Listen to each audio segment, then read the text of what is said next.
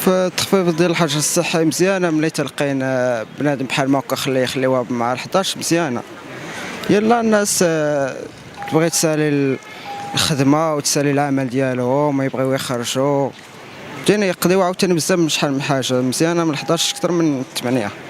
كاين اللي كيترينو بحال مثلا، كاين اللي عندهم لي زونطريمون بالليل كيخرجوا يتحركوا، كاين الناس اللي كيبغيو يخرجوا يتقهواو، وكيبغيو يخرجوا يشوفوا العائله ديالهم، كل واحد شنو كيبغي. يعني من الاحسن يعني كما نقولوا يمددوا الحال الطوارئ كما نقولوا، وردوها حتى ل 11 مزيانه.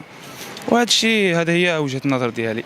مزيانه مزيانه مزيانه الحمد لله، مزيانه. بنادم يدخل لدارو من العشرة ديال الليل، اش بان شو المجال، صافي اش غيديروا في الزنقه، صافي اللهم يدخل لدارو باش ما يتعازاوش، صافي هذاك الشيء اللي كاين. وهذه قهوه، والقهوه المرحبا. اما فين ديما 8 والو، وربي يكمل بخير. ربي دابا من ورا 8 غتبقى جالس قهوه انت؟ شويه الناس فرحوا، والله العظيم الناس فرحوا، كان داش زعيم ساكن.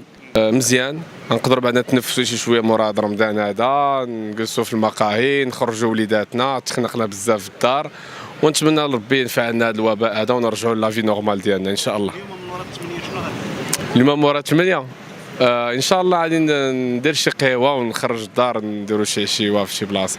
خويا مزيان، خفت علينا شويه الامور حيت تعصبنا، هو يا الصالح ديالنا بزاف د الحوايج، ولكن خويا تعصبنا. راك عارف انت الاسر المغربيه لما خرجوش تنفسوا وما عندهمش واحد المنتزه يعني في وسط المدينه تيضيقوا. الحمد لله، الله يجعل ربي يبقى معنا بحال هكا ويخفف علينا هذا الوباء لجميع المسلمين.